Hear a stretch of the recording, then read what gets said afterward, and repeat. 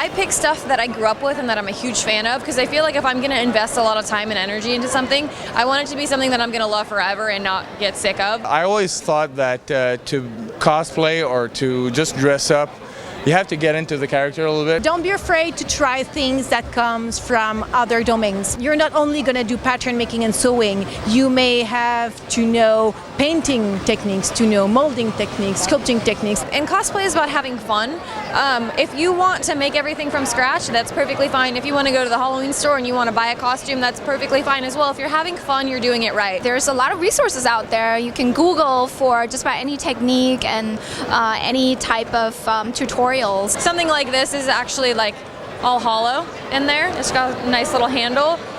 So this is something that I just physically couldn't do on my own, so I get help, and I'm totally not against commissioning pieces or asking people to help me with props. I've seen cosplayers really go from doing this as for fun to doing commissions and prop making and all kinds of stuff, and actually doing it for a living within a year or so, because they're being smart and using what resources are out there. And that's one great thing about the community, is everyone's very open and very inviting and willing to help. And literally with the internet now, all it takes is going on Google, researching something, and you can find someone that can help you with what you need. And do many mock-ups. It's like when you run a test to see if your pattern is going to be all right, you cut the pieces in a cheaper fabric and you sew it just like if it was the final piece. You try it on, and then you realize that you have tons of adjustments to do. That's normal, and you do mock-ups like that until your pattern is perfect, and then you finally cut the pieces in the real fabric. That's the best advice I can give you.